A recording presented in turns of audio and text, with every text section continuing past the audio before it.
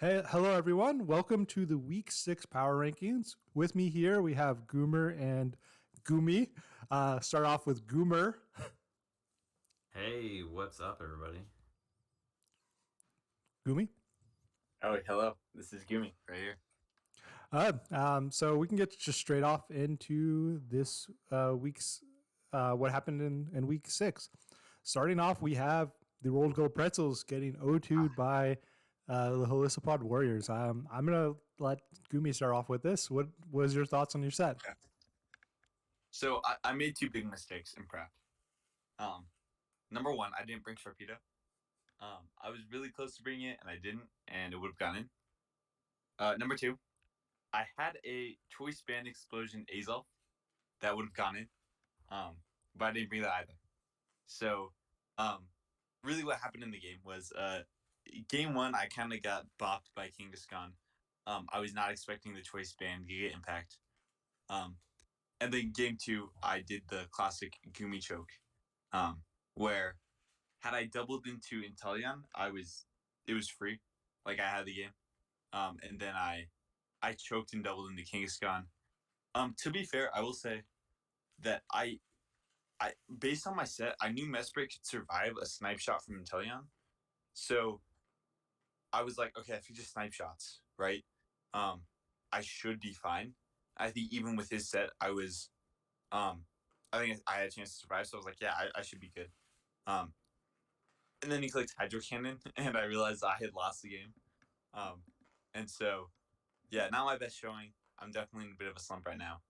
But I thought Rex had some cool sets. Giga Impact Kangaskhan was so good against my team. Um, and he kind of just went in.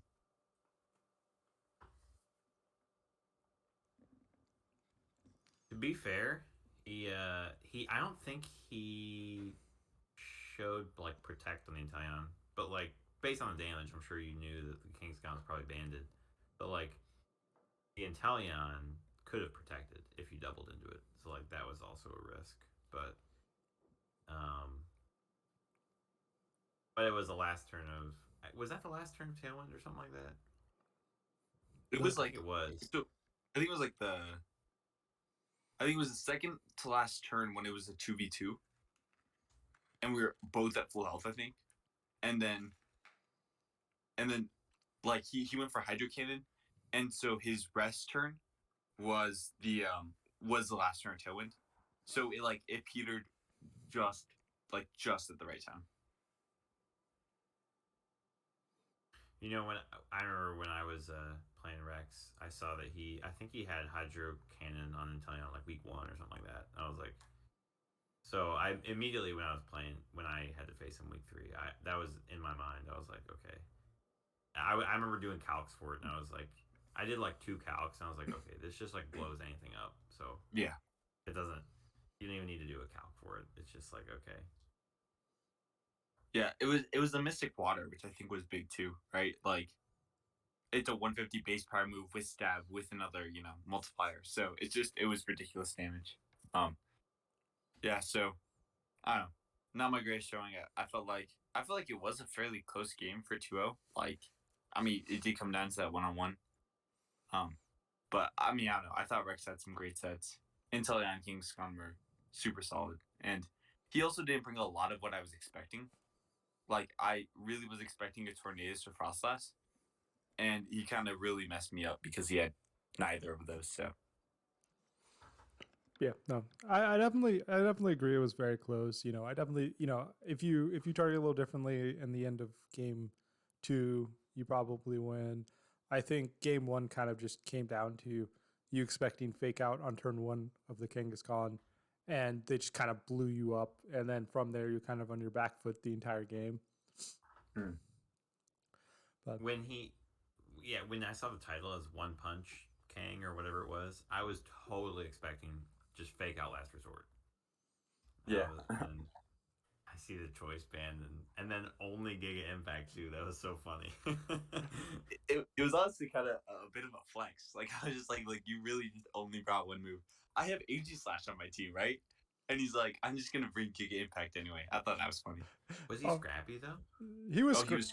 He was scrappy, but it's good. Like I was talking about this with Rex. I'm like, there's no reason you shouldn't have at least had like body slam as a secondary move, or like take or like earthquake. Well, no, I'm just saying, like, even if you wanted exclusively normal moves, you should have at least had one other normal move that doesn't take 2 turns for like the end game where, like, let's say, let's say like body slam, for example. Body slam, you can kill both. If you have 2 Pokemon that are in front of you that you can kill with body slam, you can click that instead. But they just decided to go with with just the one move for whatever reason.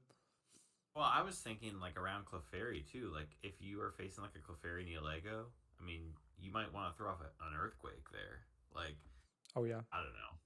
Oh yeah, no, definitely not optimal, but I definitely agree. I think with Gumi, I think it was a flex. Yeah, it literally was. Yeah, I respect that. So, anyways, with that, I guess we can move on to the next match, which was the Cambridge Camber-ups versus the Miss Magical Marauders, and this was a really close 3-game set where the Camber-ups were able to win. So, what are y'all's thoughts? I thought this was a really interesting match. The weakness policy Heatmore was so interesting. I think that was game 1. Mm-hmm. But I forget. Was it Ninetales or Quagsire? Something had Encore. Yeah, so it was Quagsire. Yeah, and Encore the Arachnid to protect. But then I think there was a moment. Was it that game or another game? It might have been that game when Miss Mag doubled into the Arachnid, which was guaranteed to protect, and it had just failed the last turn, I think. Yeah, that was game 1. Yeah, but I feel like that's an easy mistake to make though, because you encore or something, and then you're like, okay, cool, now it can't do anything. It's stuck doing that, but you forget that the encore protect fails, and so then the next turn it's gonna protect guaranteed. So it's definitely something easy to miss. But despite that, they were still able to pull out the win, so that was good. Yeah.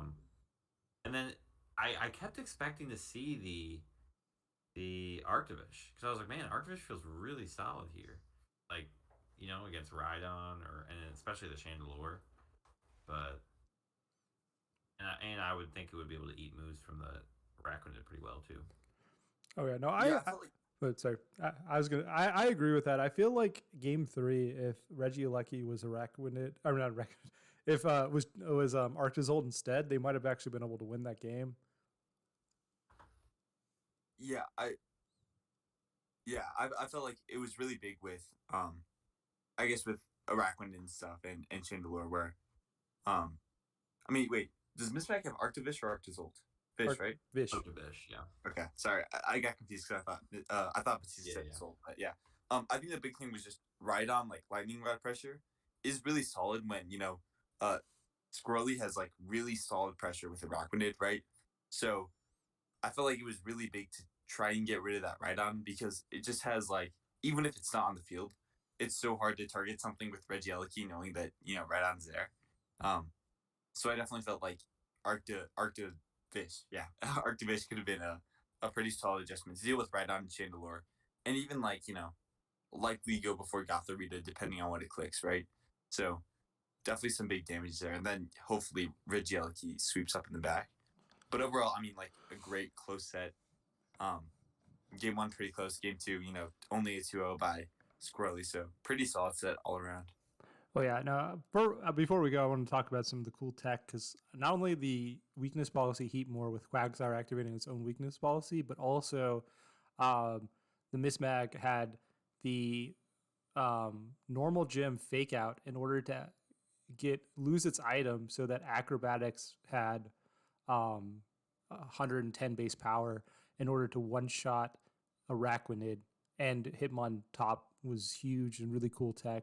And then the Roar on Ninetales in order to prevent Trick Room pretty consistently was also really cool and like really good tech. I definitely think that there was a couple like reads that kind of that Miss Mag possibly could have made that would have been able to get them out of game 3. But the camera ups definitely kind of adjusted very well to the Miss Mag's game 1 plan of preventing Trick Room, and were able to kind of adjust well, in my opinion. I guess with that, sorry. Yeah, no, I was just gonna agree. So yeah, that's fine. We can move on. Yeah. So next up, we have the Alexandria Arcanines versus the Tendo Melmetals. We can start off with Goomer. Yeah, this one was, I forget, was the Klotz or Scarf?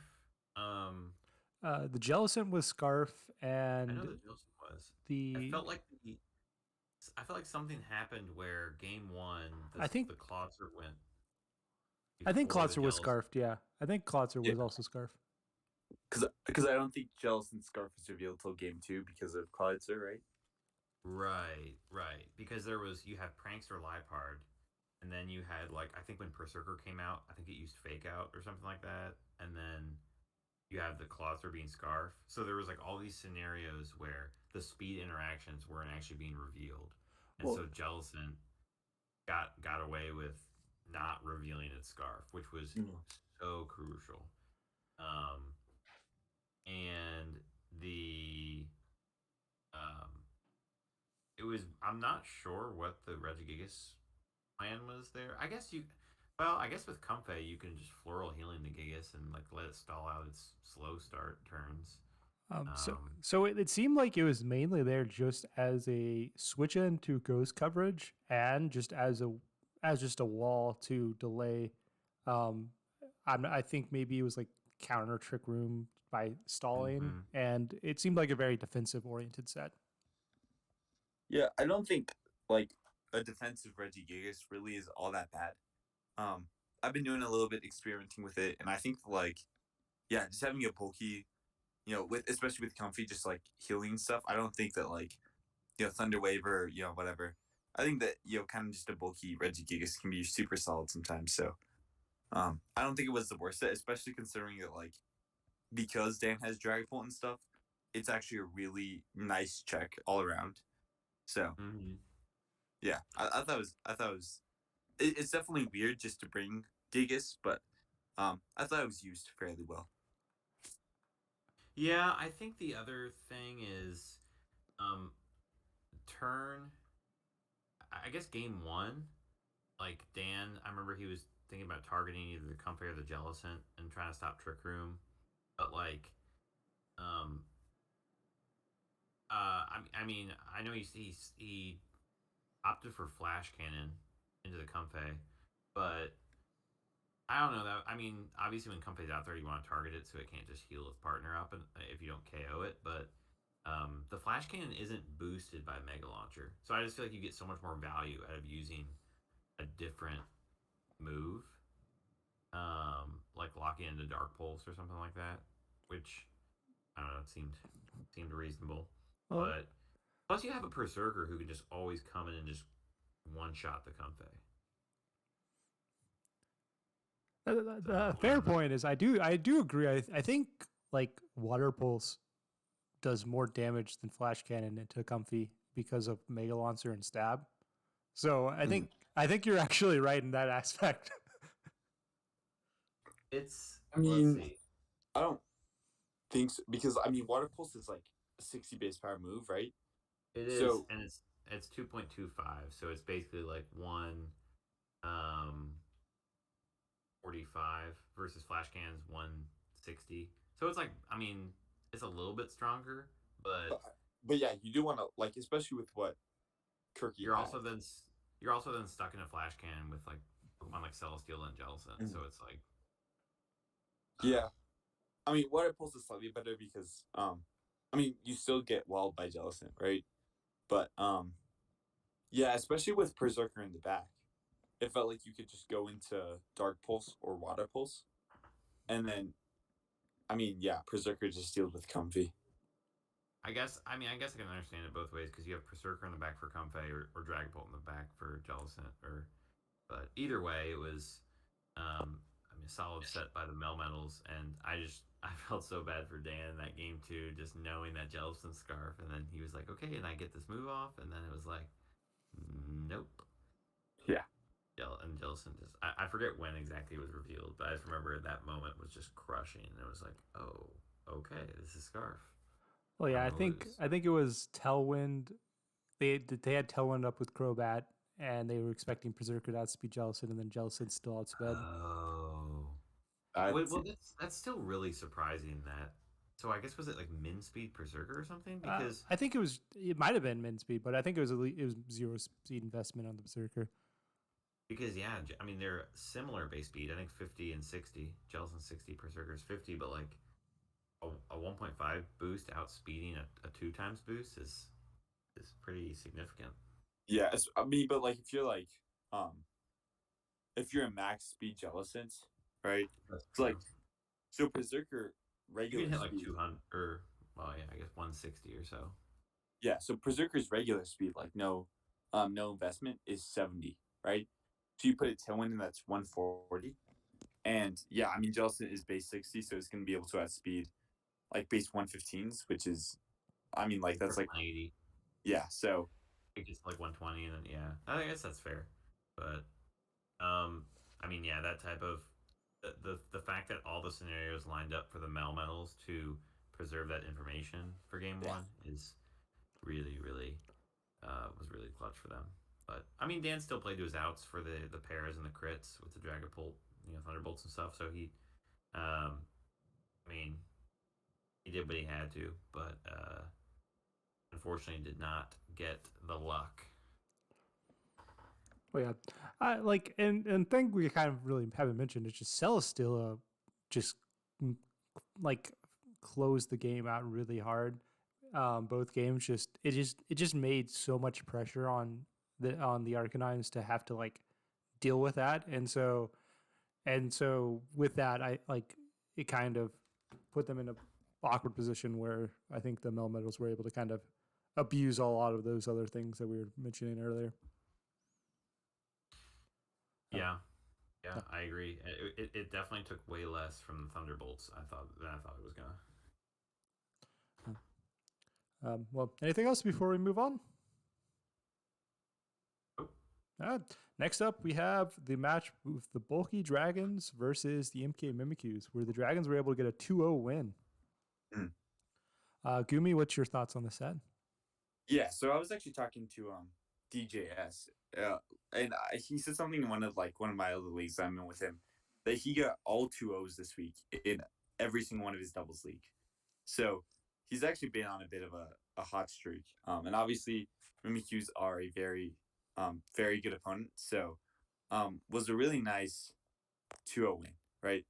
Um, as for like what actually happened in the match, I'm gonna search up the battle report real fast just to give myself a reminder. It was the Crustle, right? That was kind of the thing that game one, 3 KOs just kind of demolished. The Gleesopod, you get rock slides and onto Hatterene and DD, and then that Scissor obviously into DD was Crustle just kind of winning, and it was pretty insane. I'm sure you like that, Batista. Oh yeah, no. In game two, it even did a lot of work with wide guard. It was, it just, because yeah, like Hatter. One of the downsides with Hatterene as a mon is that its only good fairy coverage is Dazzling Gleam, and then it's with the NDD female. It's very incentivized to run an expanding force, and so wide guard is very good into the Mimikyus, and I think wide guard kind of by itself just ended up making like a tough in-game game two into a guaranteed win. Yeah. I agree. I feel like time and again too, we've just seen like I want Galissapod to do well, and I feel like it just keeps underperforming. I agree with that. I think Gleesopod's such a solid mon if you can do it well, but um, I think it's a little forced on Mimikyu's team, right? And so, yeah, I just don't think it really did as much as. I mean, I even think, to like the Crustle, right? Like, I just don't think. Yeah, you would well, think that maybe it could like get some liquidations off, but it just, um, once it got set up, there was really not much Glisspot could do. I think there are some interesting things with it though, like which are a little bit anti-synergistic with the team because it like with Glisspot, it requires a lot of positioning because of the emergency exit, which can screw you over. So like Mhm.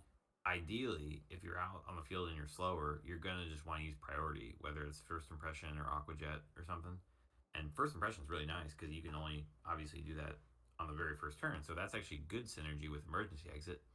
But you can't use those in psychic terrain. So if Trick Room goes up, it's great. You can just use your strong stabs. But if you don't get Trick Room up and you have that psychic terrain out there, Felicipod is just kind of sitting duck waiting to get emergency exited, and then you can't even get an attack off. So And I it think just that's and I think that happened both game 1 and game 2, where I think they led Glisspot, or they had it out at some point outside of Trick Room, and it got knocked out or got kicked out with emergency exit before it got a single move off. Because but I definitely agree. I think Glisspot either needs to be in Trick Room or needs no psychic terrain to be very powerful, and setting their own psychic terrain definitely makes it very awkward because its strength is the fact that it gets Sucker Punch, Aquajet, and First Impression. Yep. Yeah, I think that's a big thing when it comes to emergency exit, right? Like the big thing is if I can get a move off before you can, take me off the field, doesn't really matter, right? Right. So, yeah, it's definitely a little bit anti-synergistic with the psychic terrain. I mean, I feel like with Hatterini, you can set up Trick Room and you're like doing fine, but I mean, yeah, Mimikyus didn't set up Trick Room, right? I think they got it They game did one 2, game. but not game Yeah. 1. Okay. Yeah. Yeah. So I mean, that's especially game 1, right? Like that's pretty big. If you can't have Glisspot, there to set, like if it's not in Trick Room, then it can just be tough. So, Yeah. Yeah. And anything else before we move on? No, that's fine. So next up is my match against the Old English Ice Cubes, where I was able to get a 2-0 win. I guess I'll start because this was my match. Game 1 was strange, and I got incredibly lucky. Basically, the Ice Cubes were able to get up Trick Room without me kind of being able to prevent it. And my team is historically very bad against Trick Room. And not only that, I had a Landorus Incarnate out, which has a higher base speed than the two Pokemon, which was Mr. Mime and Galar and Melodic. And so that Trick Room locked with two Pokemon that have lower base speed than my Landorus, and my Landorus had some speed investment. And what ended up happening is they actually had enough speed investment to outspeed my Landorus in Trick Room, or outspeed it in general. And so I was actually slower in Trick Room. And so I had the slowest Mon on the field and was able to Earthquake double KO their Mons before they could move, even though they set up the Trick Room for themselves. And that was definitely just what completely led to me kind of dominating a 4-0 win game 1, is they put so much resources in getting in Trick Room, and then it just didn't do anything for them. It actively hurt them. And then game 2 was a lot closer. I made a really bad decision game 1 or turn 1, where there was a pretty obvious wide guard, and the Ice Cubes got in very good position from there. And then later on, I got a very lucky burn, and from there we kind of got into this really close end game where Thunderous needed to one-shot a Tapu Koko or I was going to lose, and Thunderous was able to get the one-shot, and I was able to get a nice 2-0 win. What are your thoughts on this sets? I guess we can start off with Goomer. Yeah, it was it was a really interesting set, and I did have to feel a little bit bad for Gert because I felt like he brought some really cool techs with like the Stealth Rocks and the red card Milotic, and I think the red card Milotic is actually interesting for a couple reasons because if you already have your Intimidator on the field, like let's say you had Salamence out there, and he swaps in Milotic, and then you get red carded out.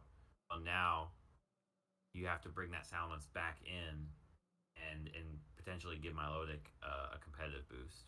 Or if Salamence isn't out and it's in the back and it gets swapped in preemptively. So there are a couple interesting uses with the red card Milotic. I think that was really, really cool. But I felt like it it like very well could have worked with like some of the things that you could have brought, but I just felt like you were clicking the moves and doing and brought like the exact stuff to counter what he was trying to do.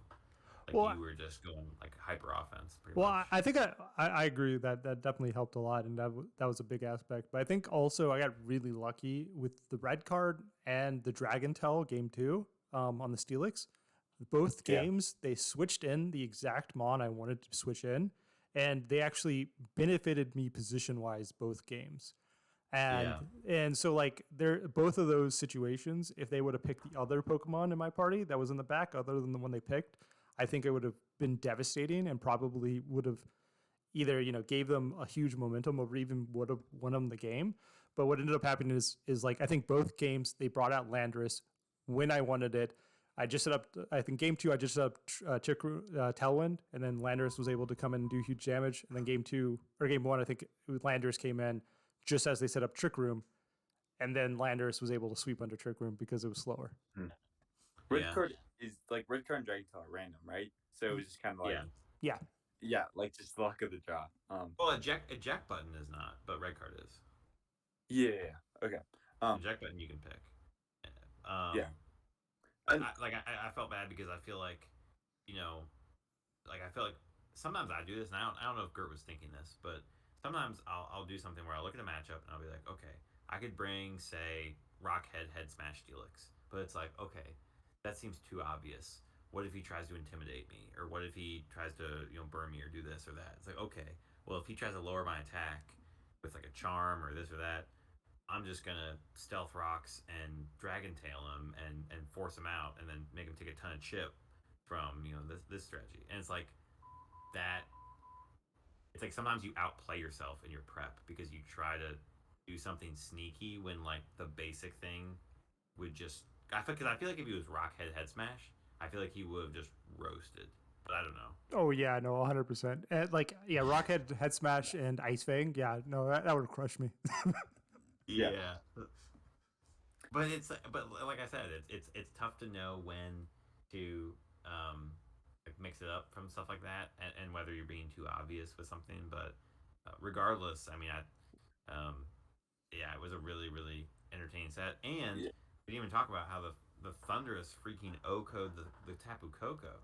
Yeah. I mean, I don't know if you did a calc on that, but Oh, I would if you watch my video, I was not expecting it to one shot. I was playing in the expectation that it would not one shot, and I'm like, darn it, I don't see a win here. And then just I'm like, oh, well that's helpful. Yeah. Yeah, I was modest max special attack Thunderous, and so basically, which does one shot most fast Tapu Kokos. I just based on the damage they were doing, I was expecting it to be quite bulky, and apparently either they were physically bulky or I misjudged the damage output. I just feel like, well, I guess Thunderous is pretty freaking strong, but I feel like most non-stab moves, I don't necessarily expect to Oko unless they're really high power, like unless they're like a a power whip or something like that. But like, I guess Thunderous is pretty freaking strong. So yeah.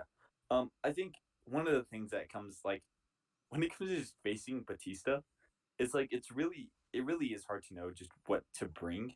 And so like I don't know, especially this season, one of my approaches was like bring something that Batista won't expect, right? Like something whack, like Trick Room Nihilego. And so I think that's one of the things with Gert that might have occurred, right? Where it's like it's so weird and really hard fighting a mono type team where it can be really easy to get into your own head. And so I think a little bit of that might have happened with the Steelix, with what you guys were saying, right? Where it's like, I think the spikes and the stealth rock was cool, but yeah, I think it was just like head smash is better type deal. Yeah, I mean, and that's what's unfortunate is like, even if the Rockhead Head Smash is maybe quote the better set, like the what Gert brought totally could have worked. It just like I just felt like it was. Yeah, he's gotten some unfortunate positions, and like Batista said, got some unlucky red card pulls. I guess for him, lucky for Batista, but yeah. I guess with that, we can move on to the next set, which was the Baltimore Pangorials versus the Coffee and Smokers, in which this was a close 3-game set where the Pangorials won 2-1. I'm going to start with this one because the Coffee and Smokers had a really cool set that I wanted to point out. They had the Cheer Gift Toxtricity with Grassy Seed, and then it had Stored Power so all those boosts ended up increasing the base power of Stored Power, and it did huge chunks of damage. It ended up not. I think both game 1 and game 3, it ended up missing out on a kill on Nidoking, which I don't know if the Pangorials ever told us the set of the Nidoking, but as far as I know, it was a roll, and they ended up getting a bad roll both games. So. Yeah, I thought that was like definitely the highlight, right? Like I think it was a really cool set because you don't think about shift gear. I didn't even know that it got stored power, like honestly. So was super cool and very like a very niche but solid set against the Pangorials. So I thought it was super cool. Really, really nice bring despite Trunks not getting the win. I thought it was a pretty fun bring. So if the Toxtricity was modest and just max special attack, which I don't know if it was or not, but it was essentially a 50-50 roll then. If it was just like 4 special defense Nidoking or something like that. So, but I didn't realize that shift gear gave you +2 speed. I only thought it gave you +1. So like when I saw the set, I was like, is that really that good? But I guess with +2 speed, like making it base 100 power, like, and then you also get the option of poison jabs. The other thing that I thought was really cool about it is that I think he got burned at one point, and which is so cool because like you see shift gear and you think, okay, well this is a physical set, but then you have a special move on the set, which is like, that's just really cool about those mixed sets. It can really throw off an opponent because they're like, okay, he's burned, he's not going to be doing any damage. Yeah, it was definitely I don't know, it was such a creative set like that. I don't know, that would have never popped into my head. I was pretty impressed by it. Like it was crazy bring. Yeah. And then the fact that quick guard and fake out are the same priority just creates such interesting scenarios, and it really screwed them over that last game, having getting parried on the Talonflame so that their quick guard was slower than the fake outs, and on the Rillaboom. So yeah, no, that definitely was interesting. Definitely a sad one. I think another thing that was also the +2 speed also helped a lot with the tailwind from the Aerodactyl on the Pangorial side. But I don't know, but this definitely was a fun set. I definitely I definitely think that there was a lot of position oriented. There was I know the Pangorials had a lot of like fake out switching with the Rillaboom, and then but overall it was definitely a fun set. Any other thoughts on your side? I thought the Rotom Wisp Hex set was pretty cool, and I also I felt like it was doing good work every game, and every game like Trunks kept not targeting it, and I kept thinking like, man, I feel like he's got to get rid of this Rotom because it's really just putting on pressure and being annoying. Yeah, I thought it was a solid set too. Hex is like it goes from 65 to 130, right? Yeah. So it's like, I mean, that's strong. Like that's really strong. So it was, especially considering that Trunks has a very, physically oriented team. And then like Gardevoir, one of the mons that wasn't physically oriented, loses to Hex. Yep. Just a really nice set. Oh yeah. Okay, I guess with that we can move on to the next match, which was the SARS versus the Binacles, in which the SARS were able to get a 2-0 win I guess we start with Gumi. What are your thoughts on the set? Yeah, I mean the Stars have had just some really really nice games. I've been pretty impressed with their team because it was ranked pretty low and they've just been doing a solid job. So one of the things that the Stars were saying was that like Sylveon did a lot of stuff in game 2, right? Excelgor got 3 kills, but Sylveon just did so much. And one of the things that I don't know if I've talked too much about it, but I really liked Sylveon last season, just because a strong spread move can do so much damage. Where it's like you can really KO up. Like if you do 50% to both of your opponent's Pokemon, it's almost like KOing a Pokemon in a sense because of how much damage you're doing, right? And so Right. Sylveon, because of how strong it is, it's like Theo had no resist to it game 2. So it's just like it just goes in because you're doing so much damage, and Hyper Voice Pixelate is so ridiculously strong. It's crazy. So Yeah, dude, um, Sylveon's a beast. I yeah, agree with that. it just chipped down every single one of Theo's mons, and I don't think Theo respected it as much as he could have game 2. Although I don't, I mean, Stars didn't bring it game 1, but it was just I don't know. That was I think one of my highlights, seeing my boy Sylveon, just doing crazy damage. Yeah, I had Sylveon the season before you. That's true. I forgot about that, and I kind of got it because of you. So, So I'm not gonna lie. I don't think this. I don't think this was posted. Yeah, I don't think this video was posted. Yeah. So I was apparently Gumi talked a little bit with the SARS coach. Yeah. But yeah, so good to hear some insights from a match they didn't see. Definitely looks like a fun match based on what kind of happened, but I don't have much to say other than what Gumi did. Yeah, there is some talk in post game spoilers, and that's my home. So Yeah, but a good win from the SARS, getting a 2-0. But I guess with that we can move on to the next match, unless you have anything else, Gumi. yeah, no, that's it. All right. So with that, we can move on to the match, which was the live premiere. I guess one of the 2 live premieres. The Welsh Wailords versus the Drowsy Dracosults, and the Dracosults were able to get a very convincing 2-0 win against the undefeated team at the time, the Welsh Wailords. I guess we can start with Goomer. What are your thoughts? Oh my gosh, this felt like,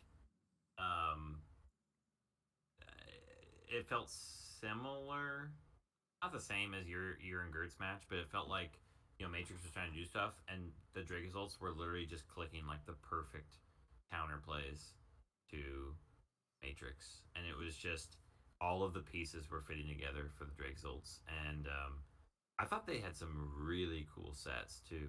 Like, okay, obviously, a Beware was an absolute tank. That thing was a beast. Even Wigglytuff, I think, was eating some hits game 1, and actually putting on a lot of pressure. And it had like the grass knot coverage for the Seismitoad. And yeah, I think I don't exactly remember what happened game 1. I feel like I think it had the focus blast for the Auroras too, and it just like went for it right away or something like that. Yeah, so it was the Wigglytuff was just cleaning up KOs. So game 1, the Wailords kind of went for a very passive turn 1. I think they switched out and then went for a substitute, and the Dracosults were able to get Trick Room up completely free. And then and then swept. Dazzling Gleam was breaking the Yeah, sub. yeah, exactly. Dazzling Gleam, double Dazzling Gleam from both of them, just did massive chunks of damage, and the Wailords kind of just were in terrible position because they had very few protects on their team, and they just kind of got destroyed from that turn 1. And then game 2, there was the cool set where the Wailords again had a very passive turn 1 where I think they switched out and protected, and the Dracosults had Electric Terrain Rotom Wash with the Electric Seed Beware to get the defense boost with Fluffy, which just made it take, I think it took a close combat from a burned Heracross, a guts burned Heracross, and a what's it called? Electric terrain. boosted Yes, Y4 Boltbeak. Voltbeak. Yeah, that outsped. Yeah. Somehow took a double up with that. That's insane. I think we've talked, at least some of the people in PDPL have talked a little bit about Beware because they can be crazy bulky with Fluffy. And I thought that was just such a fire ring, like the Fluffy, the electric terrain, and taking that Arctazol hit and the Heracross guts, Flame Orb. Absolutely insane. And 2 held chips too, in addition to it. Oh, nice. Yeah, it's I mean ridiculous. the Rotom 2 had Rising Voltage, which was a nice way to utilize like the electric terrain, like get more value out of it. Plus you have Luxray, getting boosts out of it if he.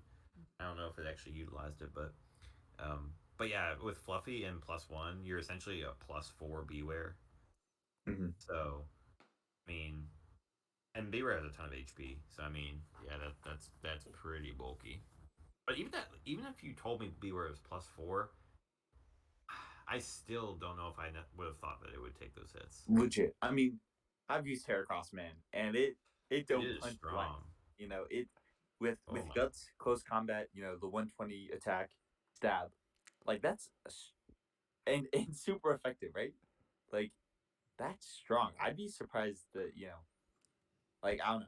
I especially with the double up with Arctazol outspeeding, that's crazy. And then 2 hell ships, right? Yeah, it just shows kind of how crazy that BRSO was absolutely good. But yeah, no, it was definitely interesting. I think, like I said, I think the big kind of the biggest takeaway, I think both games, the Well-Lords kind of felt pressured and/or felt like they led incorrectly and had to do and did very passive turn ones, and the Dragonzolt kind of just got a big advantage and then just never gave them back a chance. Just kind of drove away with the game from there. That's kind of my takeaway from the set. Yeah. Yep. Anything else before we move on? Nope. So with that, we can move on to the Summerville Scraggies versus the Georgia Gurchins, in which the Gurchins were able to win 2-0. Is this one posted? Yes. Zam did a very quick video of this, I believe. Okay. Yeah. Yeah. Well, I remember watching one of his videos that was posted, but I don't know. I couldn't remember if it was this one. I'm pretty sure. Actually, I can double Actually, check. yes, because I think the Executor went for Dragon Hammer or something. Yeah, it did Dragon Hammer. It got a kill with the Dragon Hammer, and I think Screech on Purloin, if I recall. Yeah. But basically, I know both games Rabombi was led, and Rabombi just put huge pressure on their team. If you look at some of the Pokemon they brought, like Rabombi into like the Purloin and the Executor and the Bouffalant, it just did a lot of damage. The Quillfish actually did a lot of work game 1 where it switched in and kind of made the Bouffalant pretty useless. And then I think the Gorgeist at some point got, I can't remember what it hit, but it got some really surprising one-hit KO at some point. I can't remember. I think it was Scarfed. I think it outsped and one-shot Cinderace, if I recall. Yeah. I don't recall watching this, so. I do, but it was quick. Yeah. It was really quick and didn't have commentary, so it's one of those that I'm kind of some things I'm not super fresh with. But I remember the Gorgeist was really fast, outsped Cinderace and one-shot something. That was surprised. So I'm assuming it was Cinderace. I'm assuming it's one-shot Cinderace with something. Yeah. But it was your favorite Mon Batista, right? That went in, right, Bombi? Well, Rabombi did do a lot of work game 1. I know it killed Executor and Purloin. And just Moonblast just did so much damage with Rabombi, and I don't think the Executor just doesn't have good coverage into the Rabombi at all because because Executor doesn't have the best like coverage outside of its stabs, and both of its stabs basically do no damage to Rabombi. Yeah, Executor is interesting. I think it's like I don't know. It's a bit of a weird mod, but I really like it. I thought it did. I thought it could do some stuff against Zam's team. I think it was a little like I don't know, just from what I'm seeing in the battle report, it seems a little bit weird to bring it because you have the intimidate from Quillfish, right? Um, obviously Rabombi is a bit of a nuisance.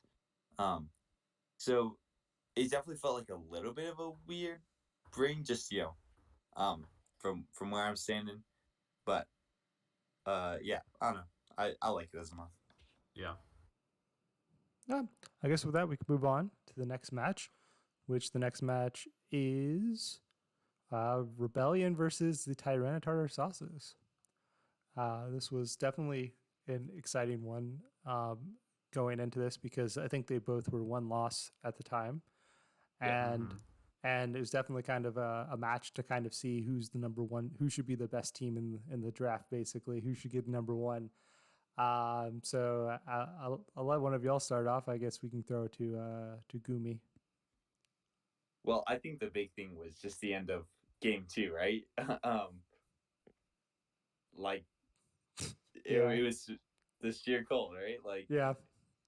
Well, I mean, game 1 though, the Poultry guys put on like so much pressure because that's true. Yeah. Dunsparce was really the only thing that could take hits from it. So, I mean, right out the gate after he got set up, it was kind of like, okay, it's gonna be Dunsparce against the world here, and so it was, and it was a tough balance for Saki because you have to balance, first off, time, both your time and the game time of trying to set this Dunsparce, taking time to click moves, but then also how many coils do you want to go for until you start doing rock slides? Like, how much more value are you getting besides just actually clicking the move? And like surprisingly, it was not doing that much, even at like +3. Yeah. But I think you just have to keep clicking rock slides, and like honestly, not even care about roosting at that point.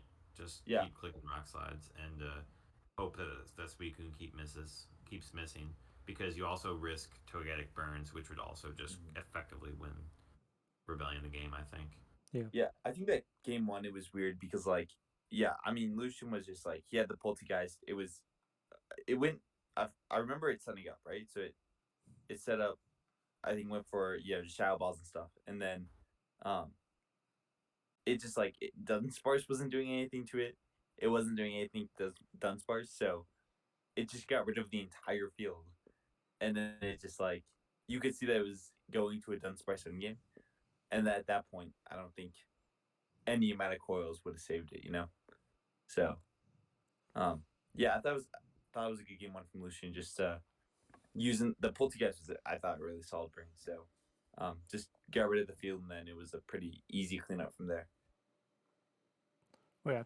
So for everyone, for the viewers, we kind of didn't really mention it much, but the Poltergeist had weakness policy, weak armor, and the Mr. Rhyme had Sucker Punch, I think. Oh, yeah. On the Poltergeist. So Poltergeist was able to get store powered plus whatever. So it has 6 boosts with weakness policy because you have it. Yeah. So 6 boosts with weakness policy. And so it did massive chunks of damage into pretty much everything. And then Saki basically went all in on Dunsparce with Amnesia and Coils in order to basically try to 1v4 their team. And the Suicune had Sheer Cold, which kind of just nullified all the defensive boosts that Dunsparce had.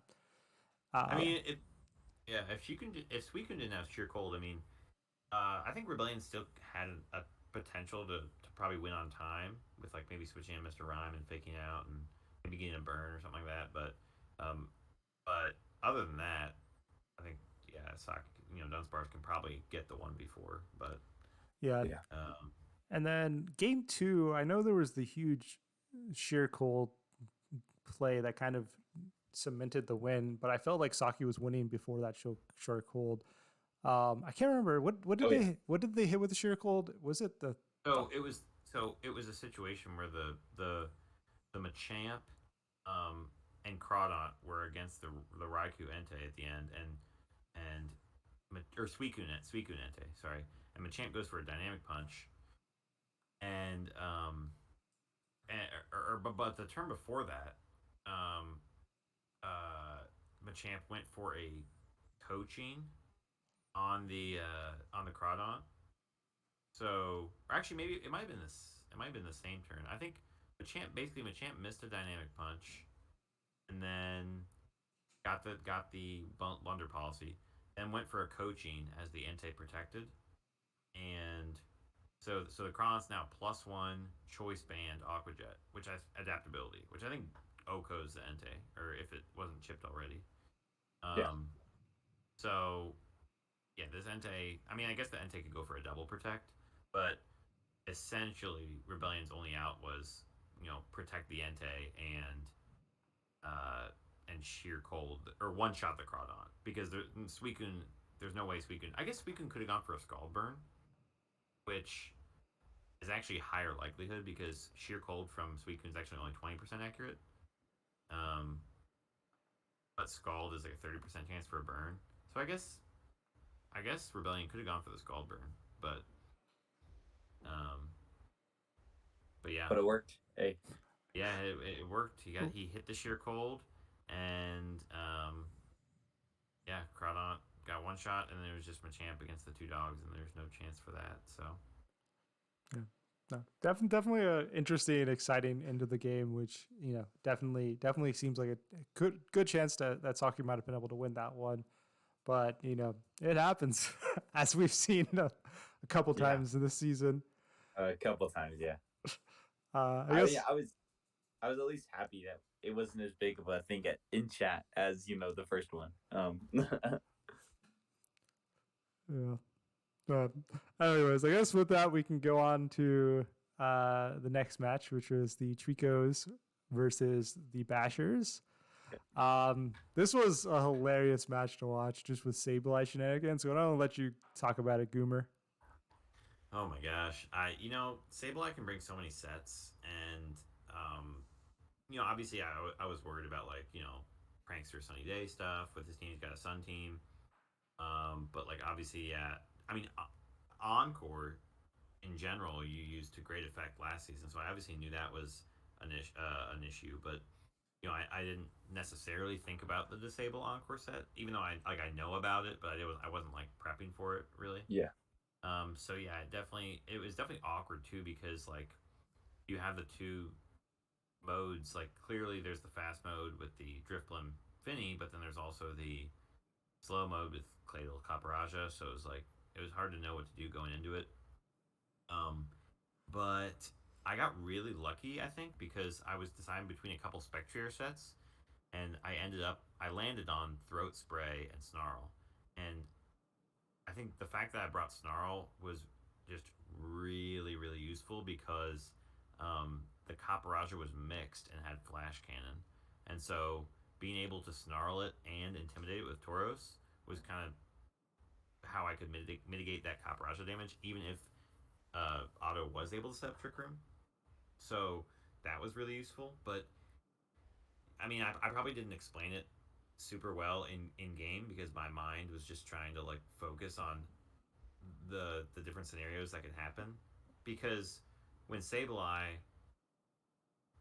when Sableye clicks Encore into one of my mons, well the next turn Sableye can either Encore my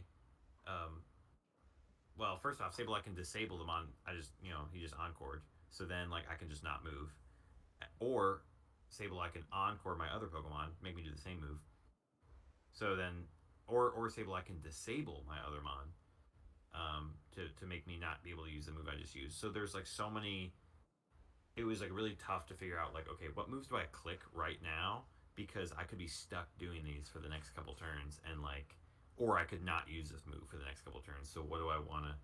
I don't know. It was just such a weird game to play around. But that was actually why, because of Encore, that is why I tacked on some priority moves like Feint with Electabuzz, which actually came in really clutch game one.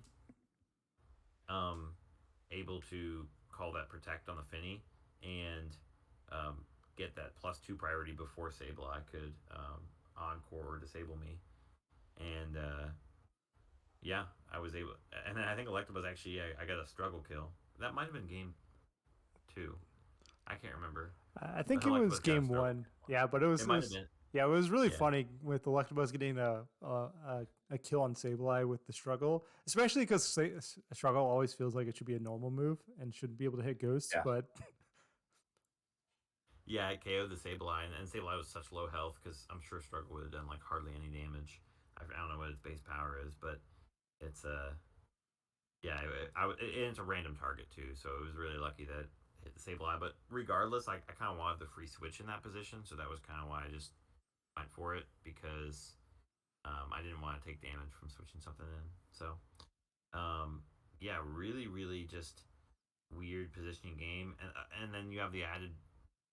So I was talking with Otto afterwards. There were so many different scenarios of move limitations that can happen because he's got the Encore Disable Sableye, and there's the Imprison Drifblim with Protect and Shadow Ball. So that's imprisoning a couple of my Pokemon. And then you have the Sock with Throat Chop, which, even though it wouldn't KO Spectrier, it could prevent me from snarling. So if I was already locked in a snarl, I would just be forced to struggle. So, like, there was a lot of move limitations. The other thing I'll note is that game 2, I could have won. I think if I didn't get if I didn't get this, if Otto didn't get the Spadef drop on the Clefable, because it put me in an awkward scenario where at the very end, Clefable was not able to eat a close combat from Sock, but because my Clefable was super super defensive, if I had a little bit extra health from not being, if I had a little bit extra health from if I didn't have that Spadef drop, then I would have been able to eat a close combat from Sock and just kind of either KO that or Sableye with a Moonblast. Yeah, I will say I really enjoyed the Spectre set. I know you did lose game 2, but I think it was game 2 where there was he had imprisoned your Shadow Ball in Spectre, and the Throat Spray with the Snarl ended up being just enough to KO the Drifblim, right? Yep. So it was a pretty. I mean, I don't know. I enjoyed that interaction. It was pretty cool. And yeah, I thought a lot of good sets on both sides. I think Electabuzz with Faint was really cool. I don't know. Faint's such a kind of almost broken move, but a little bit underused, and so I thought it was really nice near Electabuzz. Pretty clutch set at the end. So yeah, overall some solid sets. Loved the Scarf Sock and the Moonlight Clefable, both of which I am trademarking. But yeah, it was. I love the set. It was a solid set. Yeah, definitely was fun, but looks incredibly stressful from your end. Like the entire time, I'm just this looks so painful to play, just because every decision just immediately can get punished. But I guess there was. Sorry, I was gonna say there's a lot of reads too, because like, let's say he encores my Spectrier, and now he can disable me. It's like, well, I can just go for a Moonblast with Clefable into the Sableye, or I can just follow me the disable, and that way I can attack the Spectrier. But then my follow me is disabled. But then it was like, so the priority follow me was a nice way to get around some of that Sableye stuff, but it also then kind of screwed me over. But I also didn't realize that disable lasts 5 turns, which is kind of insane. Yeah, definitely a move I think maybe should see a little bit more play. We saw a little bit of play with not only this set, but also I think the Masenko set last week with which did some work, but I don't know. So anyways, I think that's seems like a good talk on that match. With that, we can go on to the next one, which was the final match of the week, which was the Brisbane Blaziken's versus the Pagane Portugons, which is an incredibly close 3-game set. I guess I'll start. So the Blazikins kind of had their main strategy was they were expecting the Porygons to try to set up Trick Room. And so they had a choice band Raboot with Flare Blitz, which basically guaranteed one shots any Bronzong that is not max HP, max defense with a beneficial defense nature. The Pogging Porygons happened to bring a Bronzong with max HP, match defense with a with a defense nature, and so this ended up being a roll on whether or not it kills, and they ended up getting the bad roll game one, which basically let the Porygons get up Trick Room, and then they got their pretty much one of a staple of the Pogging Porygons this season, the Bulldoze weakness policy Dragalgi, which basically just swept. Game 2. Oh yeah, what? I was gonna say the Bronzong could have been heat proof too, but I mean, like it I mean, clearly it wasn't, but that was another risk, I guess. Oh yeah, definitely was another risk. I agree. And then game 2, I think that basically the Porygons decided to not go for the Trick Room at all, and the Blazikins were kind of able to get some good damage with Choice Scarf, Togekiss, and were kind of able to just slowly kind of kill their team. And then game 3, the Pogging Porygons I think had a really nice decision where they ended up basically leading the same lead they had game 1, but intentionally switching out into Blastoise so that they could fake out turn 2 and then Trick Room. And they were able to get Trick Room up, and then in Trick Room they kind of were able to get a clean sweep. So I think it was very well played on both teams. It was a little bit unlucky on the Blazikins in game 1, but really well played by the Porygons game 3 to kind of clutch the set. Any thoughts on y'all's side? Not really. I thought it was a cool set from Ems. I also think it shows, Ems obviously doesn't have a lot of wins, and Porygons have had a great season. So it was a close set regardless of that, I think it shows some of the strength of this league, right? That just because, you're 0-5, 0-6 doesn't mean you can't give, a 5-1 a great run for his money. So overall, I feel like it was a nice set from Ems, even though they knew that they were out of playoffs, So yeah, I agree with that. I think the burnout's real for sure, and it can be tough to actually give it your all. But I think there was some solid performance from both players here, and you're wondering what if it was an adamant Raboot, an 83 or 81% chance to Oko. Huh? Well, there we go. 81%. So I mean, the same chance to miss a sheer cold. So from Weekend. So, anyways, I guess with that we can go to our rankings. So we can get through these. Up first, we have number 24, which is the Blazing Blazikins. They're the only 06 team, so that's not too surprising why they're last. Yeah. But again, I mean, great stuff from them this week, right? And I think you can still have fun even when you're out. So I've enjoyed the Blazikins, and I thought they had a solid showing this week.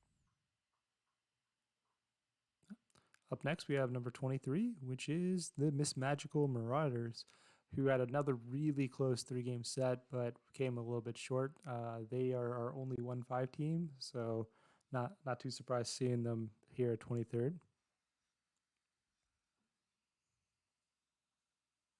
Yeah. Goomer, any thoughts? Yeah, I mean the Regieleki has been I think really interesting all season. I know they've used the Thunder Cage a couple times, which I'm not totally sold on whether Thunder Cage is optimal, but it's a really interesting bring, and I think yeah, a lot of the sets have been pretty close and like maybe 1 or 2 reads away or something like that, and so I think sometimes the records are a little bit misleading on the performance of the league. I think it's I think they've had a good showing, but just missing out on a read or a roll or a you know maybe a misprep here and there or something like that. So, um, but overall, some solid stuff. They're also still in playoffs, right? So it's like According to Batista, yeah, I haven't Yeah. formulated my video yet, but Yeah, your video should be out already before people play their week 7 matches.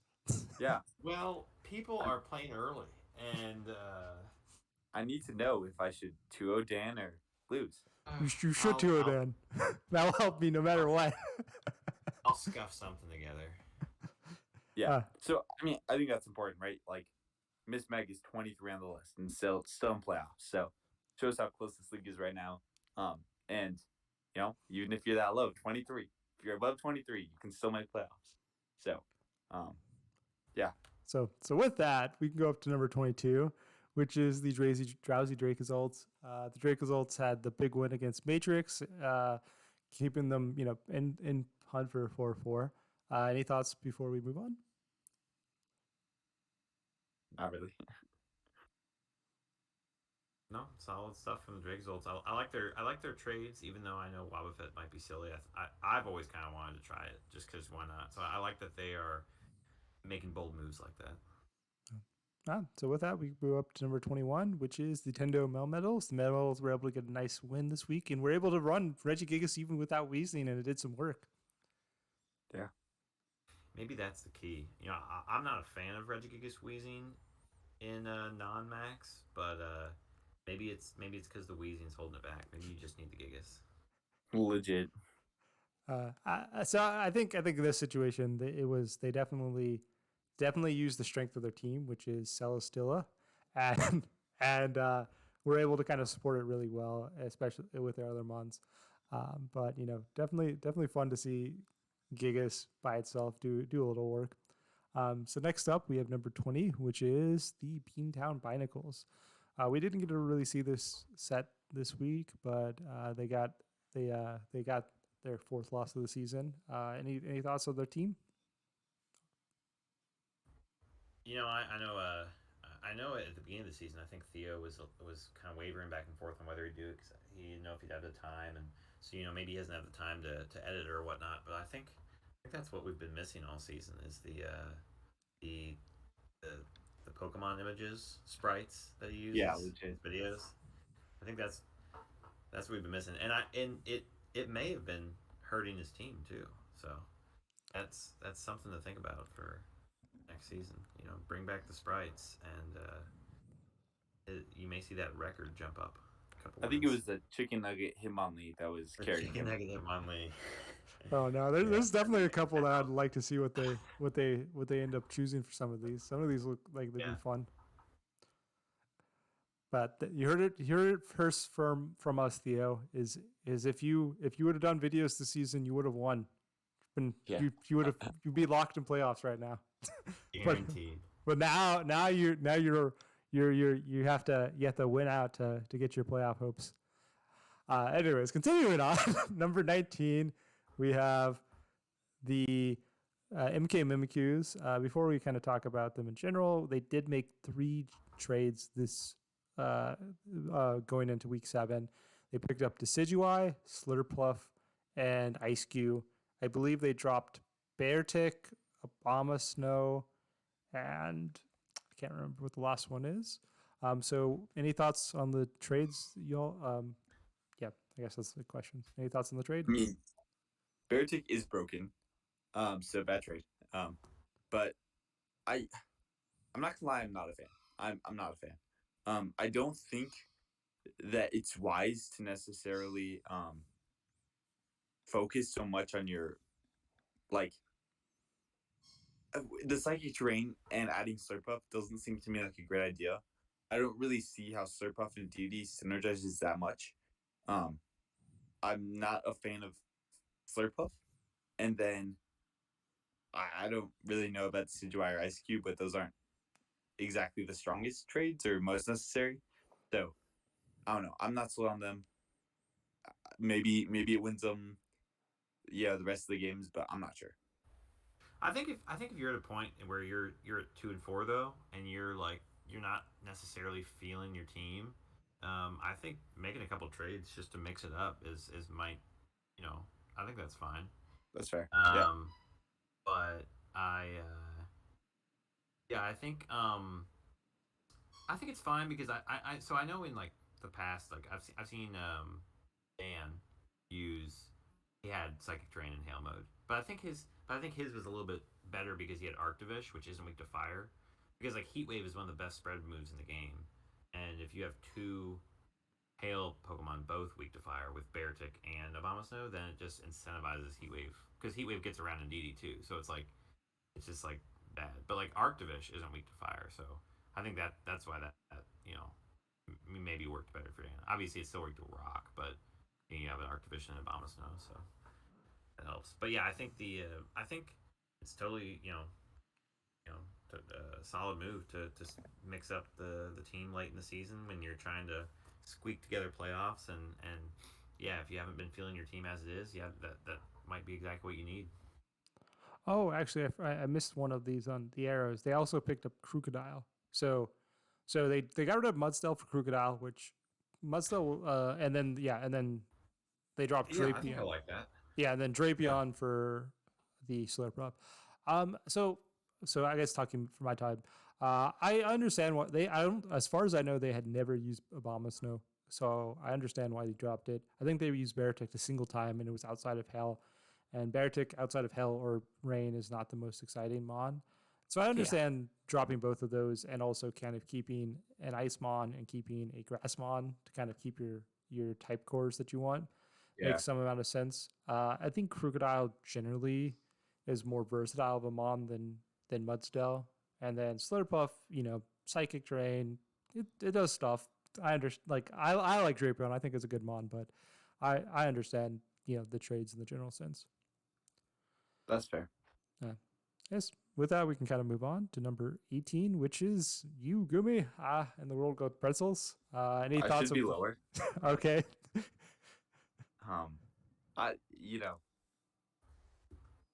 When it comes to this season, I've been very disappointed in myself. I think we've talked about my high standards for myself. And I don't know. I don't know. We'll see. I still have a chance to make playoffs. I'm not completely counting it out. But this is not been my season, truthfully. Yep. I think you went for the Scolipede, the Aegislash, the Sharpedo, the Clefairy.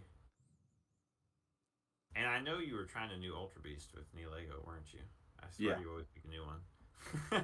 I don't know. I mean, it's an interesting team, but yeah, I mean, it's you just gotta claw back and get that 4-4. I know that I am saying it right now that 2 4-4 teams make playoffs, whether that's wild card or second seeds or whatever. I'm betting that 2 4-4 teams make playoffs. So I will say, I think that if I win this week against Dan, I am going to make trades. So can you? Or yeah, I think you can. I guess they didn't change it. Yeah, this is the last week. So, I don't know. I just I really have liked Azelf a lot, and I kind of wish I had it earlier. It's just I don't know. This team has just felt really weird, and I feel like there's been a bit of a learning curve for this team that has taken a bit too long for me to adjust to. I'm not even sure I've been adjusted to it even quite yet, because it is a weird team, right? So I don't know. We'll see. I'm still a little bit hopeful. I have 2 easy opponents, Dan and Goomer, so shouldn't be too hard. Easy. Yeah, legit. So yeah, no. For going on Goomers, I'm definitely I think that if I do not get second seed in our division, that it's going to be 4-4, a team that gets second seed. So that's my prediction, is that either I'm getting second seed or a 4-4 team is getting second seed in their division. And so that's my prediction currently. But we'll see if that comes true. Anyways, continuing on, number 17, the Summerville Scraggys. So who actually I messed this up. They should be 2 and 4. Yeah, they should be 2 and 4. My bad. Anyways, they're 2 and 4. So at -3. So any thoughts on them before? Yeah, any thoughts? Not really.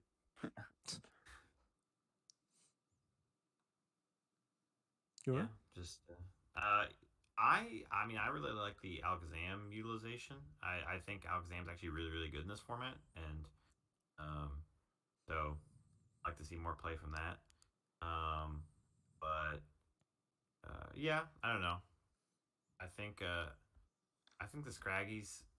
I swear I never see them use Protect, but Legit. I think maybe that would help. I don't know.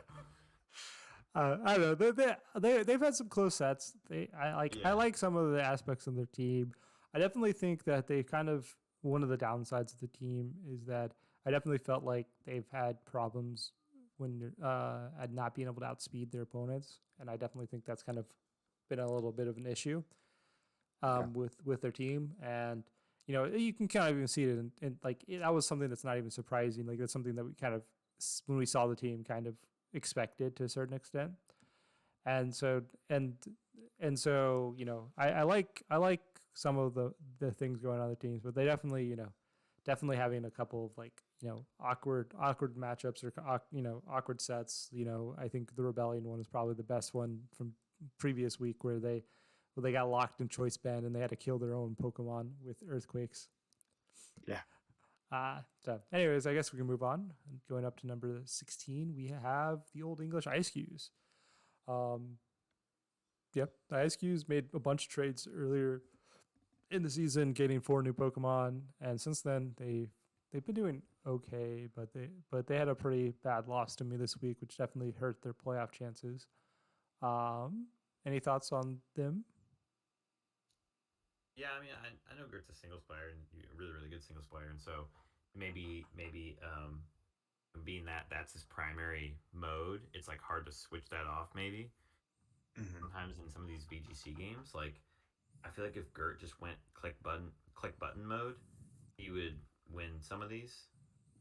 Like I feel like sometimes he goes for like one more turn of setup than he needs, or like one or like a protect that he doesn't necessarily need to make or something like that.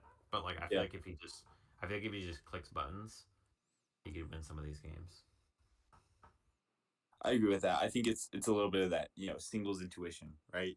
Where it's like play as defensively as you can, right? I don't know. I think that's definitely been a little bit kind of just flowing into his prep, and it's been like I don't think a singles mindset is always bad in doubles, but it just yeah, I mean he has hurt a little. I think he has a good team for it. But I think he has a good team for it to play defensively and stuff like that. But I think there are certain matchups when you need to shift it a little bit and go click button mode. So.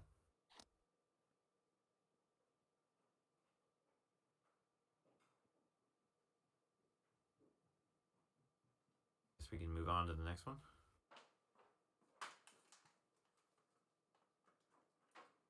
Is Batista here? He might have muted himself. Well, I don't know. Can we? Yep. Should we go on to smokers? Yeah. So next up we have the Coffee and Smokers at 15. Yes. Yeah. What are our thoughts? Yeah. I mean, sorry. Go ahead. I was just gonna say, after the Horndrill Ally switch, he's been 1-4. So a little bit of karma, maybe. I mean, I think you should go for more Horndrills, right? Like isn't that the logical? I think that's true. After Horndrill Ally switch, he's been 1-4. But I also don't know if he's clicked Horndrill since then. So that has kind of a solid correlation there. Yeah, I mean, I don't know. I think he's had some solid games. I think a lot of people have struggled with the Pangorials, and I thought he had a really nice set against them. So I think he's a very strong competitor. But just hasn't gotten the wins when he's wanted to get them. So yeah, I agree. There's obviously a little bit of hacks here and there, whether for or against him. But I mean, Yeah. it I really enjoy the sets he's been bringing. To be honest, I think he's come up with some nice stuff. agreed. Yeah, no, they definitely have had some of the more interesting sets this season. I agree, and they've played very well, and I think that's one of the reasons they're one of the higher 2-4 teams. Especially since they had such a good set this week against one of the better teams in the league. So yeah. So with that, we can go up to number 14, which is the Alexandria Arcanines, who ended up making 3 trades this season or this week. So I guess I'll talk about those first, which is they added NDD Mel, Blacephalon, and Pissimian. They got rid of Urshifu, Rapid Strike, Crobat, and Alcremie. So what are your thoughts on the trades? I don't like Urshifu Rapid Strike. So there's that. I also don't like DD Mail. So there's that. But I like the idea of a nice expanding force team. Although I think my biggest problem with the trades is that I would like him to go a little bit more physical and not less. And Passimian and Dragapult as your main physical feel a bit weird. So I don't know. I'm a little bit mixed on the trades. That would a little bit concerns there. We'll see. I really like the trades. Although I am actually a big fan of Urshifu Rapid Strike, especially in this format because you can break sashes. But just in general, I feel like it was clear that Dan wasn't jiving with his team. Like I don't know. I feel like I feel like you could like something was just off, and whether he found it tough to prep with them or play with them or what. But I think the trades will help for sure. And yeah, I just like the I think the Psychic Train works well with his team, and so I think it'll be I think it could be a turning point for him. We'll see about that, but they are 3-3, so it's not like they had too bad of a season, even though they might have been jobbing with their team. I don't know. I think one of the big I think one of the big issues with this is that they definitely make Dark a little bit weaker against them than it maybe should be, which definitely hurts them a little bit. But overall, I think that Urshifu wasn't doing a lot for their team. And so I understand wanting to replace it. And the combination of Blacephalon and NDD makes sense, but they're dropping Crobat was doing a lot of work for them. Yeah, but I guess to make the other trades work, maybe it was necessary. I don't know. Oh no, I definitely agree that I think Blacephalon with NDD makes more sense than Crobat, for example. But talking about Crobat and going up to number 13, we have my team, which now has Crobat. I made 2 trades. So after Dan dropped Crobat, I decided that Crobat seemed pretty good on my team. And so I decided to pick up Crobat for my Salamence, which hadn't seen play since I played Gumi in week 1. And after adding Crobat, I kind of came to the realization that I didn't think I might need Tornadus much. And so I decided to replace Tornadus with Dragonite. I guess I'll talk about my trades because I'm me. Definitely. So I like Dragonite for a couple of reasons. I like Crobat for a couple of reasons. They both have inner focus, and I've been struggling against Fake Out, throughout the season. So that definitely helps a lot. In addition to that, the Tornadus hasn't been super impressive this season. I've brought it a lot. I've used it a lot, but at no point has it been in particularly impressive to me. And so Crobat is probably roughly just as effective at setting up Tailwind. It's a little bit faster base speed than Tornadus, so it's a little bit faster outside of Tailwind. And then Dragonite, Inner focus, bulky, good damage. Yeah. So, I think I could hear Batista salivating when that Crobat got dropped. Yeah, I know that was a coveted bond for Batista. So, um, that is that's gonna be really interesting. That's a big shift for your team. So I'm curious to see how that works out. well, yeah, it's very strange dropping my second most used mon because I used. Well, I know we talked about it, and I was I don't know if I'm on board with it, but I guess we'll see. Oh, well, you talked with him too, Kumar? I Well, mean, I was kind of on board with it. wow. So I guess he values your opinion more than that's what we know. As he should. I talked to a lot of people. I was unsure about it. Batista he messaged all 22 other coaches besides his next week opponent. Yeah, pretty much. But yeah, so again, the Crobat was a pretty easy pickup, I think. That's fair. But the Dragonite for Tornadus was a little bit risky, and we'll see if it pays off. Anyways, continuing on, going to number 12, we have the SARS, who are 3-3 +1. Any thoughts on them? I don't know. They've had some nice matches, and keep it up. And I think I feel like a little bit of the same with the Gert advice, but like I feel like if they went a little bit more click button, they could win some more of these games. Like I feel like I remember watching some of the Hippowdon games where it was like all this setup to get this Hippowdon, the skill swap with the curses and the slack offs, and it's like, and then you just slowly gain chipped down, and eventually either a crit or or a position where you just get blown up, and it's like if the game plan was just to go more offensive, I feel like it could have done a little bit more work. I don't know, and I mean, he definitely has the tools for it, Dragovich and whatnot, and so and Hippowdon can be offensive too. So I don't know, but regardless, I mean, yeah, still sitting at what 3-3 or 2-4. 3-3 +1. Okay, yeah. So I know they're in a good chance to get into playoffs, and they definitely had some. I think like they definitely feel like they've had some of the more lopsided matchups where they either like crush their opponents or kind of get smacked a little bit, and I definitely think it's strange, but I guess it shows why they're 3-3. Continuing on, we can go to number 11, which is the Georgia Gurchins, who are 3-3 +0. Any thoughts on from y'all's?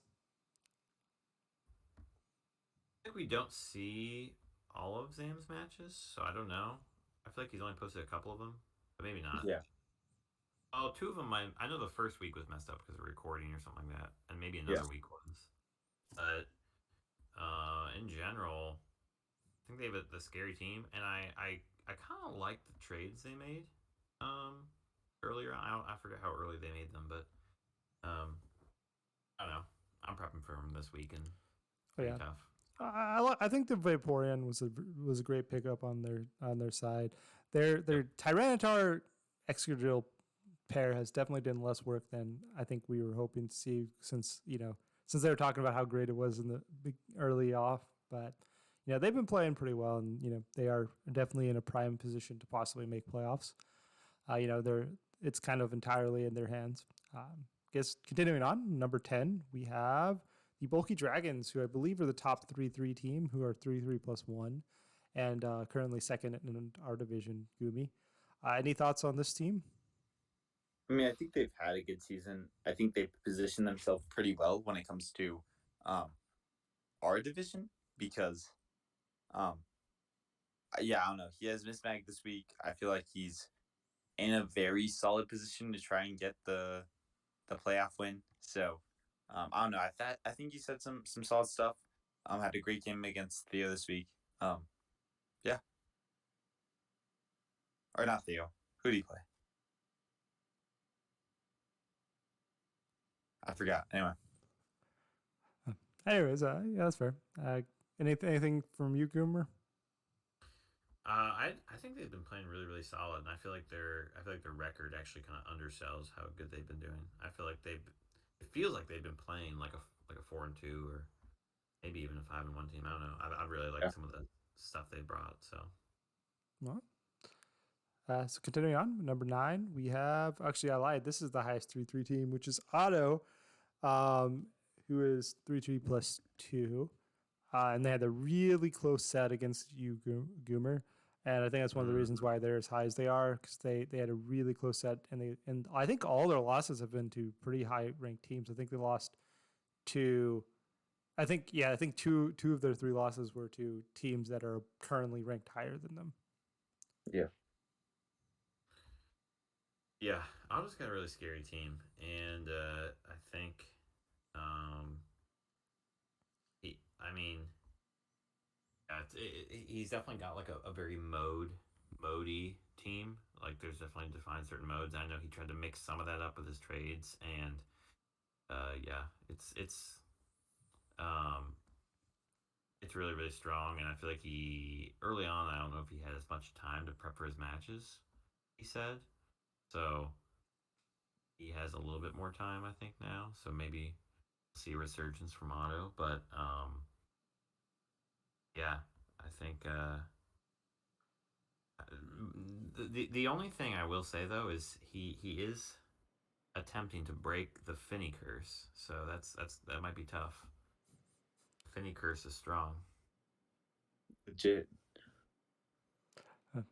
Anyways, so continuing on, number 8, we can go up to the lowest 4-2 team, which is the Helisopod Warriors. Warriors had a pretty good win against you, Gumi. Yes. Other than that, I think they've been looking very well. They've seemed to transition pretty well from VDLS to VDL-V this season. I agree. They have a really strong team. I mean, I know I got a lucky win against them, and yeah, he's just. I mean, like the funny thing is, like he's got a scary team, but like there are scary pieces that I feel like haven't even like Reggie Drago hasn't even really done that much this season. But Yeah. you still have to respect it every game. It's like because if you don't and he brings it, you could just get absolutely roasted. So yeah. So might be a little spoilers, but they might make some trades going into next week, the following week. So anyways, continuing on, going up to number 7, we have the Tyranitar Sauces, who started off 4-0 and has since then lost 2 games in 2 weeks in a row. Any thoughts on them? I guess we can start with you, Goomer. What do you think of your brother's team? I mean, I really like his team. I think his losses were.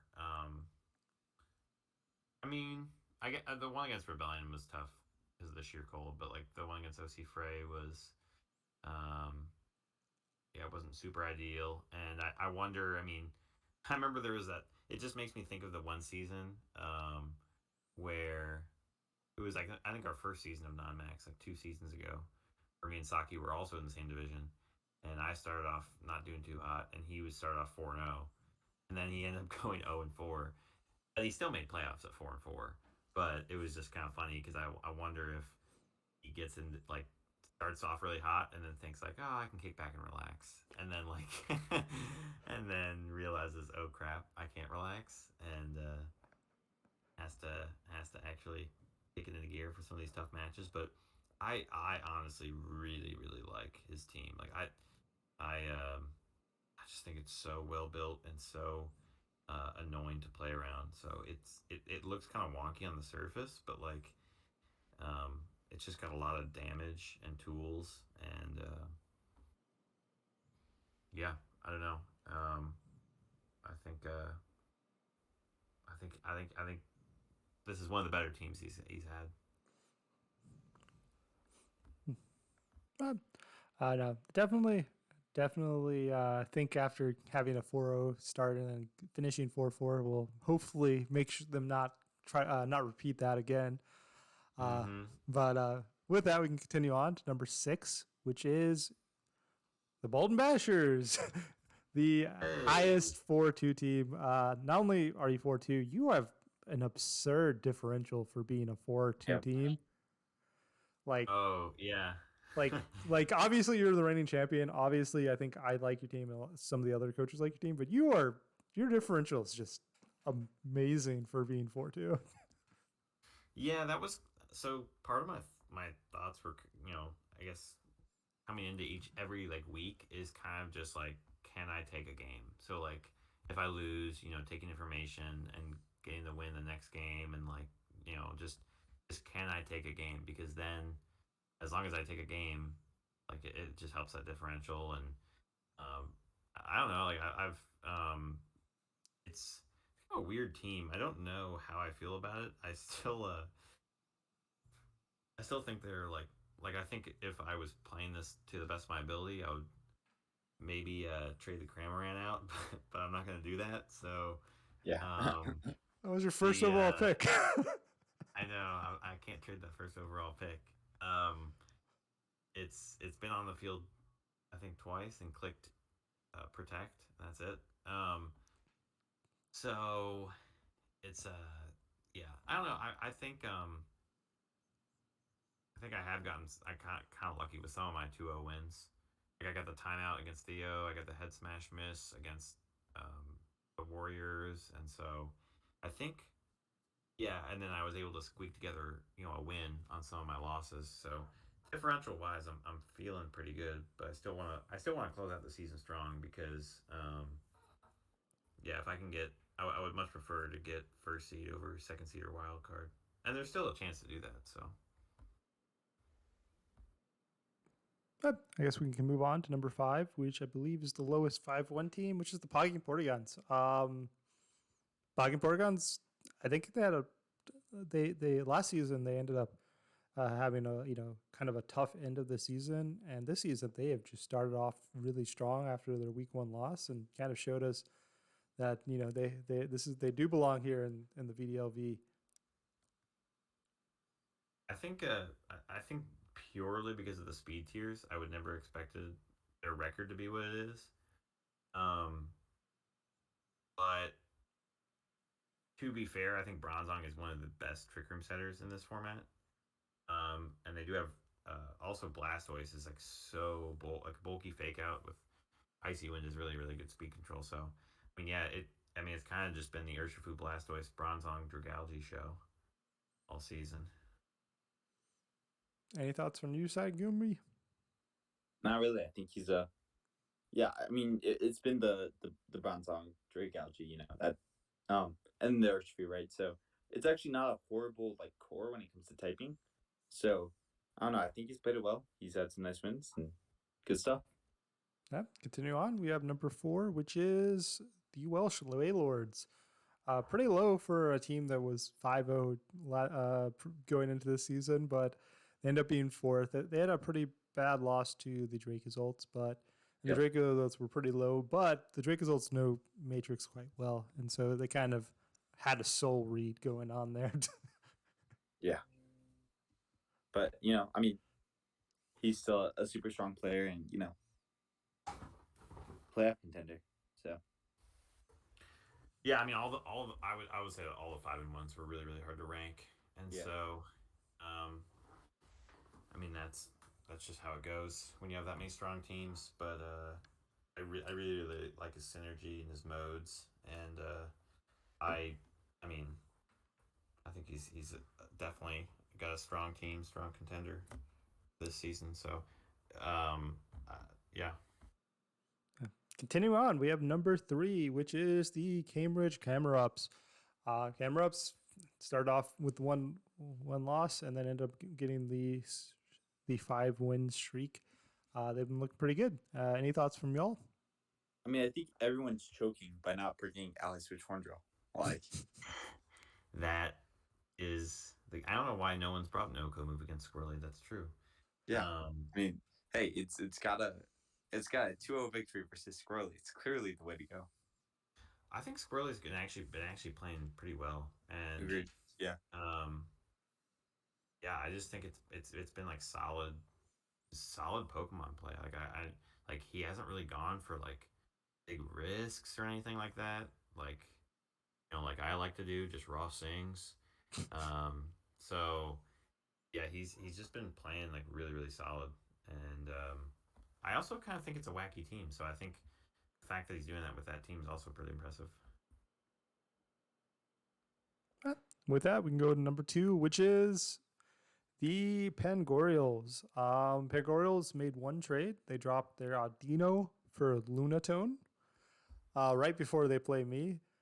So I'm calling shenanigans. I'm saying that they said it was not because of me, but I'm not convinced. Batista, I promise you, this is exactly how I felt last season when I had an Arctazult and Matrix picked up Raichu 2 weeks before he played me. Oh, this is right before me. I know. That's true. It's even more targeted at you for sure, but it happens. But other than that, I think Lunatone makes their team slightly better. They were the week 0 ranked number 1 team, and I do think this improves their team, a little bit. But yeah, no, definitely deserve being near the top of the 5-win teams. Yeah, I'm not a fan of Audino, so I definitely like that trade, and I really like Lunatone, so it makes sense. Yeah. Continuing on, we have our number 1 team, who I'm sure is going to be happy that they're number 1, Rebellion, with their triple dogs, kind of showing how dominating they can be. Any thoughts or statements you want to say to Rebellion from y'all? Lucian trash. Actually, yeah. I mean, The Lucian. words right out of my mouth. I mean, I think we all respect Lucian as a player. He's obviously incredibly good. And yeah, I don't know. Some good stuff from him this season. So yeah. Yeah. So- Yeah, I was gonna say I gotta hop off for a draft match, but Lucian, he's got 3 of the best 4 dogs, so I mean that's pretty good. Number 1 being Bolton, but Yeah, legit. somehow he always finds a way to create these like weirdly very like I feel like his team has a lot of pressure, and it weirdly exerts like this large amount of offense. I don't know, and yeah, it's really scary. So really interested to see what else he does with it. But yeah, I gotta hop off. Sounds good. So that's our rankings here. Any thoughts or statements before we go, Gumi? I would just say,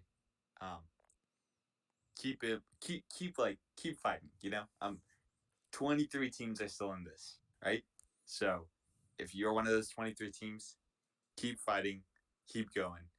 I've been very discouraged recently because of my record, but every 23 teams can still make it, right? So just keep playing, keep trying your best, and I think we'll have some good matches the last 2 weeks. Yeah, I'm definitely excited to see some of them, and I'm hoping to get some wins and hopefully get into the playoff spots with and hopefully everyone is as well. So with that, thank you all for watching, and I hope you all enjoy.